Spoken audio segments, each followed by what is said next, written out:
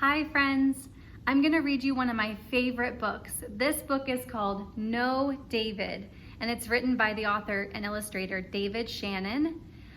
I love this book because the things that David does make me laugh, but they also make me think. I want you to be thinking when we're reading this book about what we learned in school, rule number 1. Rule number 1 in kindergarten is follow directions quickly. So I want you to think, is David following directions? Is he doing what his mom and dad would want him to do? So we're gonna think about that as we read. One of the other things I like about this book is that the author doesn't always tell us exactly what's happening, so we have to read the pictures. We have to think about the pictures and what's happening in the pictures to understand the story. Let's read to find out what happens. See if David's following rule number 1.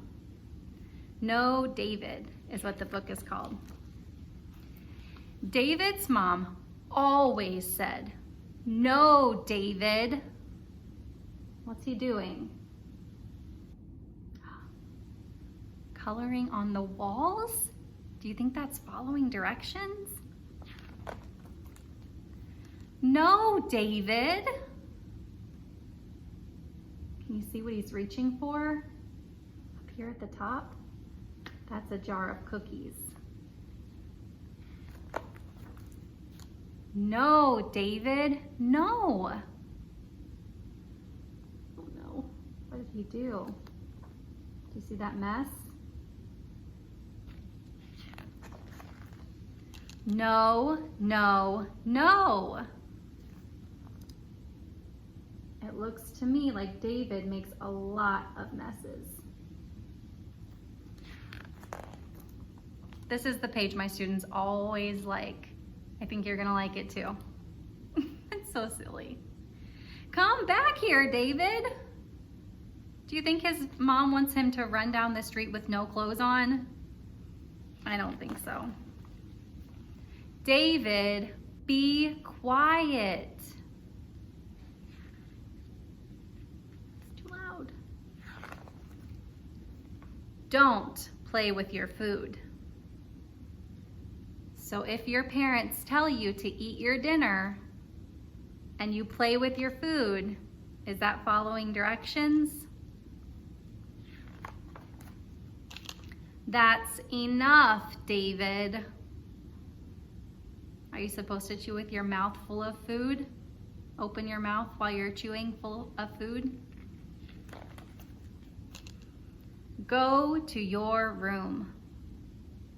So sometimes when you make choices that are not super smart, you get in trouble.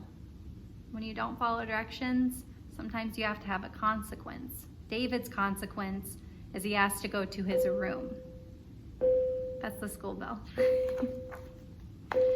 Settle down. Are you allowed to jump on your bed?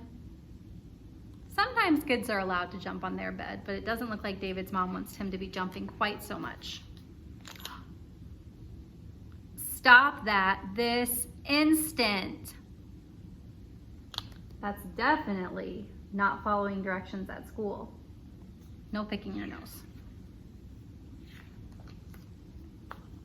Put your toys away. I know your parents have said this to you, or your grandmas and grandpas. They've definitely said this to you. Put your toys away. Not in the house, David. What's he doing there? Are you allowed to play baseball in the house? So what happens if you play baseball in the house? If he's going to have his bat and his ball and he hits it, what do you think is going to happen? You ready to see? You see what he broke?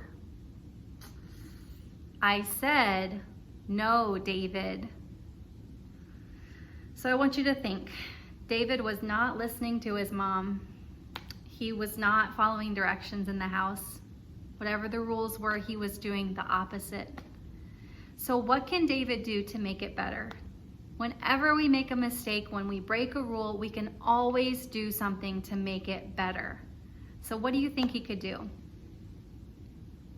When you come back to school, the next day and we talk about this book, I want you to have some ideas in your brain. I want you to think, what can we do if we accidentally don't follow directions? What can we do to make it better? What can we say or do to make our friends and our teacher happy again? Davy, come here. Yes, David, I love you. Even on days when you don't follow directions that well, or on days where you make mistakes, your parents, your grandparents, your teachers, we love you still. And you can always do things to make it better. Hope you enjoyed that book, friends, and I can't wait to talk about it when we come back to school tomorrow.